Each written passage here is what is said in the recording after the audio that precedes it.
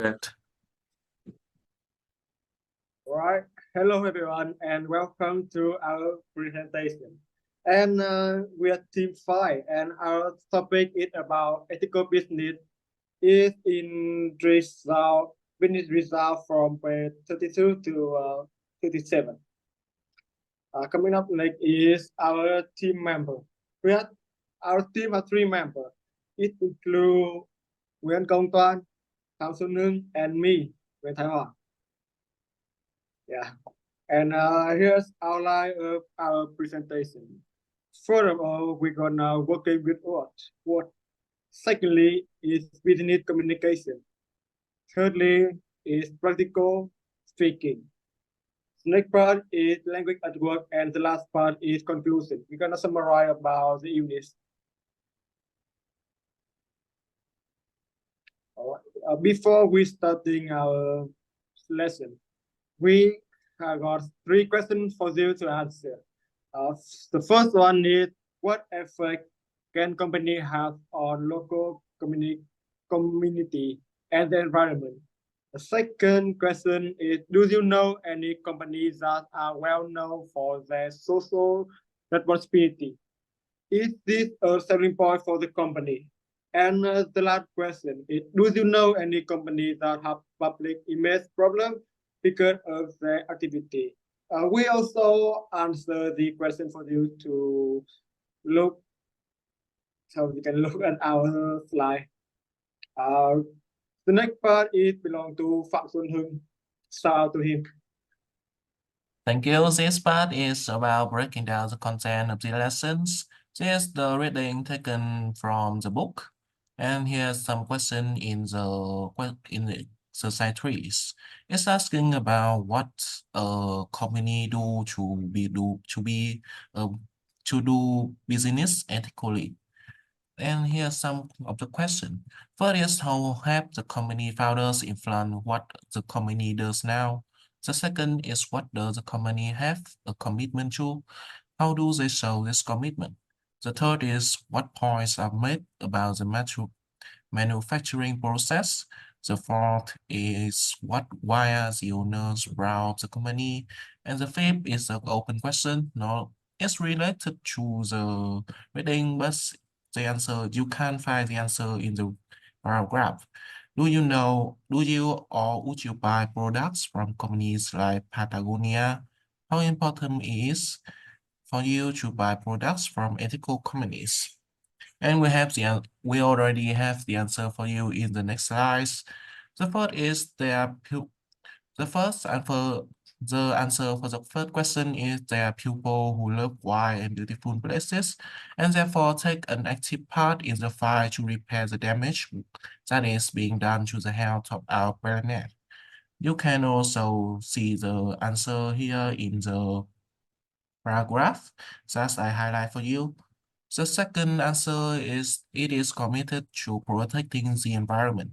It shows this by donating time, services, and at least 1% of sales to environmental groups. This answer you can find in, the third paragraph.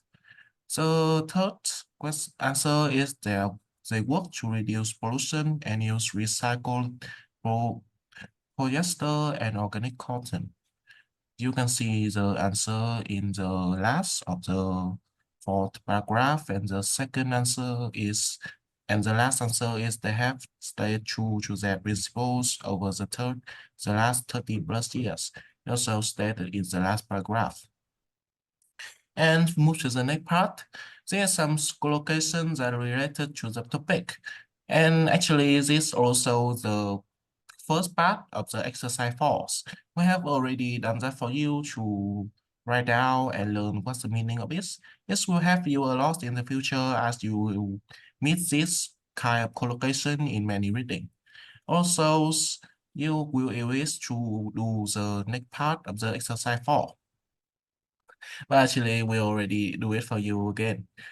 The first is, do most company in your country always the answer of this question is comply with regulation, or do they sometimes bend the rules? When you bend the rule, you just don't follow to the legal thing. The second is donate time. Do you know of any companies that donate time services or money to help local organizations? The third is to reduce impact. How can business reduce the impact they have on the environment? The fourth question will be, why should a companies? I give the answer here is act responsibly. They can deal with any pollution that is a byproduct of its business activity. The fifth is, does your company take an active part in the life of the local community? Just the sixth question is, should a company stay true to its principle and values even if this means a loss of profits?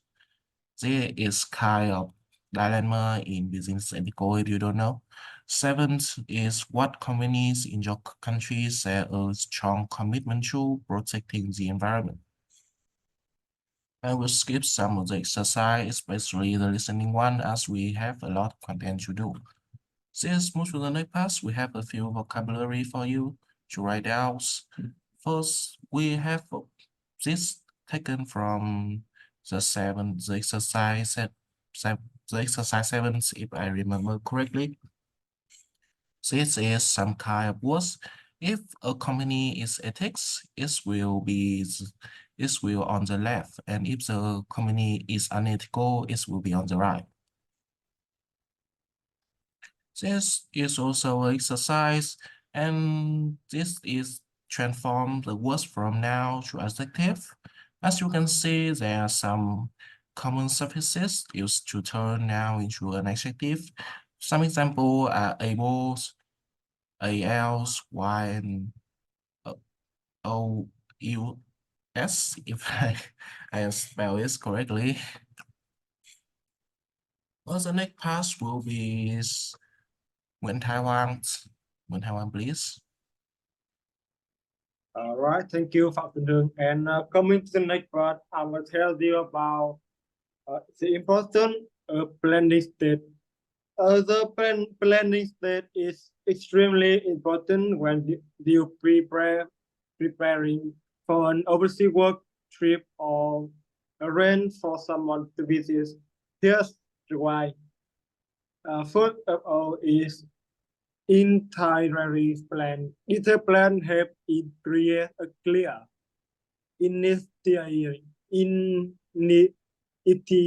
itinerary, which include flight schedule, accommodation detail, meeting schedule, and local transportation. The second reason is about budget management.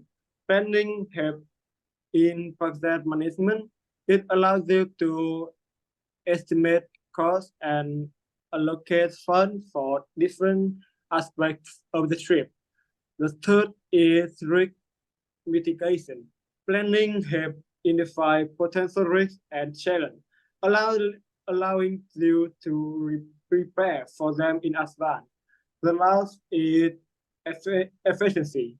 A well-planned trip can ensure that time is used efficiently, meetings are productive, and goals are achieved. However, something can go wrong when you prepare for the trip. First of all, is incomplete information. A lack of complete or accurate information can lead to booking error or scheduling conflict or budget miscalculation. The second is last minute change. That's the thing that you usually get when you prepare for some trip. For myself, I usually change my mind when I hang with my friend. Because at that time, I feel tired and I don't want to go with them, so I can go. However, change in travel plan, missing schedule, or personal reason can disrupt the entire plan. As the third is overlooking detail. Small detail like visa requirements, travel insurance, local transportation, and cultural difference can be overlooked during the plan. The last thing is unforeseen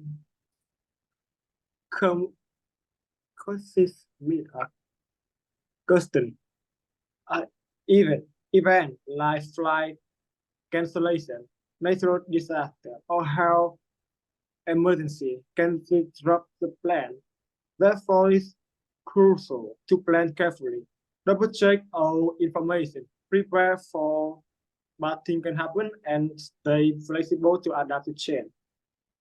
Coming next part is language at work gonna be prepared, gonna be present by one of my teammates. Yes, thank you, Juan. So, language as what? Talking about the future. Me and my fellow friend have met a short to talk about the will structure and the be going structure. Let's talk about it. So, firstly, the will structure. Where will we use it? First, to make a prediction or talk about a future fact. Second, to make decision at the moment of speaking. The form we use is that is you will plus infinity. Now, let's go to the be going structure. Where will we use? First, to talk about a plan or an intention where the decision already been made. Second, to make a very definitive evidence that you can see and know about. And the form we will use is you be going to plus infinitive. Besides, we can also use present continuous to talk about arrangement, appointment, social event, and anything that you can put in a diary. Particularly then a time and place or purpose is mentioned. A present simple is to prefer to a future event that is timeable. Into the next part. Uh,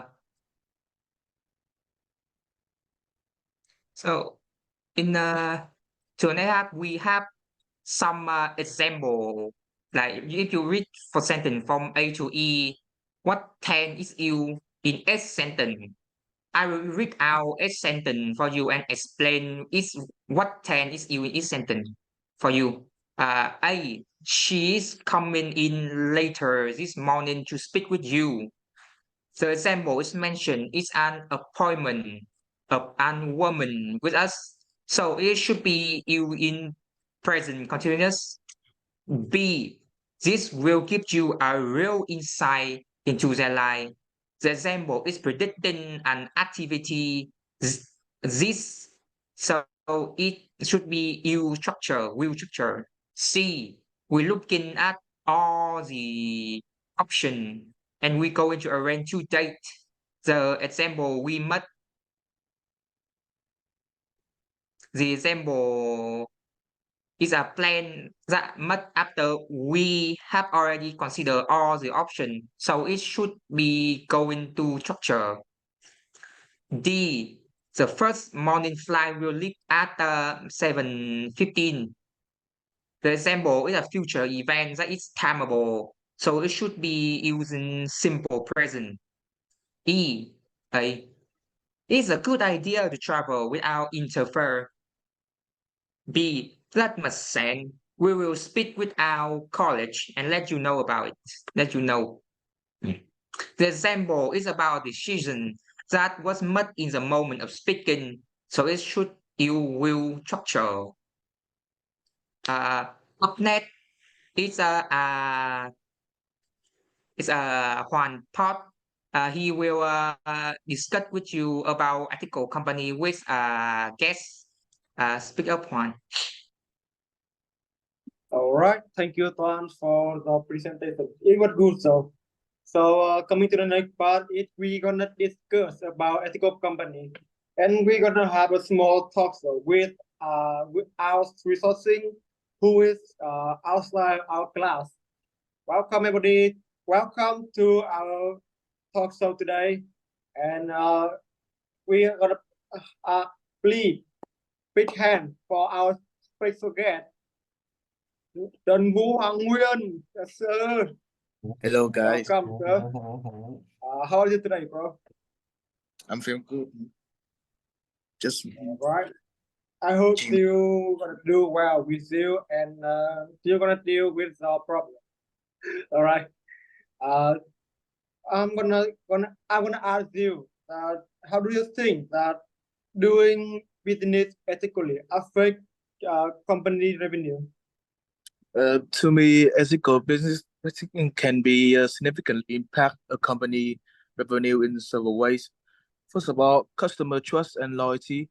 Ethical business often build stronger relationship with customer, leading to increased customer trust and loyalty.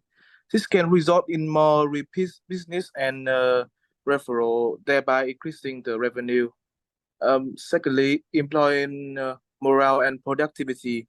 Ethical business practice can boost employee morale and job satisfaction. And happy employees are often more productive, which can lead to increased efficiency and profitability. Anything else? Yes, yes, I agree with you because nowadays companies that gonna care about how do they earn money, not how much money do they earn. And the second question I want to ask you today is how to deal with unethical company. To dealing with unethical company can be kind of challenging. So there are several steps you can take, like get the evidence before taking any action. Make sure you have the clear evidence of unethical behavior. This could include the documentation, emails, or other form of proof. Also, follow company procedure. If possible, follow your company procedure for reporting unethical behavior. This might involve reporting the issue to supervisor, human resource, or designated ethic hotline. And then that's all. Thank you for spending some time to come here with us today. I hope you want to do 5 with some exercise or the exam in the future. Thank you. Thank you. And how about the opinion? You can just comment in our video on YouTube. We're gonna upload it today. Thank you. And coming to the next part is we're gonna tell you how to delay or decline invitation. It's gonna be present by Nguyễn Công Toàn. Yes, thank you, Juan. Now, how do you decline or delay your response to an invitation? Well, we have a few steps that I about going to tell you about now. Firstly, reply promptly. The faster you reply, the better. That because the longer you wait, the higher risk of your message being received poorly. So to mitigate the disappointment, you should respond as quickly as possible. Also, the host may be waiting for you to respond to finalize their budget, seating arrangement, program, and many more. So it's considerable to reply as quickly as possible. Secondly, thanking the host and reassure them that you are appreciate their invitation and do not take it for granted. This should be rule out the disappointment for you turning them down, the invitation. Then you thank people for then you invalidly say that you appreciate them for the offering. Thirdly, explain why you will not be attending. If you have an emergency on that day of the event, this should be a reasonable explanation of why you will not be able to honor the invitation. Fourth, keep it short and to the point. Do not over-explain. If you want to have a broader conversation with the host in your response to invitation, ensure you have addressed the main issue and give your answer first and foremost before delving into other subjects. Fifth, honesty is a bad policy. As rule of thumb, avoid dishonest in your feedback because being shady created unnecessary loose end in your response. If you cannot honor the invite, at least keep the host by being trustful as possible. Should offer to send an representative in a case where you cannot attend, but can find someone to represent you. Contact that person and make an arrangement with them first before respond to the invitation. If you representative is willing, tell the host that you will able to attend in person, but can offer them representatives. This is a more appropriate thing in a formal setting. 7. Suggest another time then you can attend. In some setting, proposing another time or a day may be appropriate, say in a situation where in one-on-one meeting would not be directly affect logistic. You can offer all the day, then you would be available and then apology for any inconvenience. 8. Send a card or a gift. It thoughtful to send a gift or a card expressing your regret that you would not be attending or wishing the host successful with their event. 9. Is a follow-up after the event. Then possible for up after the event to ask about how it went. It's a nice lecture that will likely impress the host and establish you as a well-wisher. And that further is the disappointment that comes with the decline of the invitation. And here are some practical application. The first thing to understand is that you should not be feel bad about declining the invite to event. You do not want to attend or that class with on other engagement you have. Whatever the case, you can employ a tactful communication than declining the invitation, which would improve how the host receives your message. Here are some polite way to decline or delay your response to the invitation. Thank you for your invitation. I am very appreciated, but unfortunately, I have prior commitment and I won't be able to attend. Secondly, I am honored to be invited, but I am afraid I cannot make it this time. I hope that there will be another opportunity in the future. Remember, it is important to be respectful and considerable because then declining or delaying and respond to an information is always a good idea to express your gratitude for the invitation and provide a reason if you feel comfortable doing so. If you delay a response, make sure to follow it up as a promise. And onto our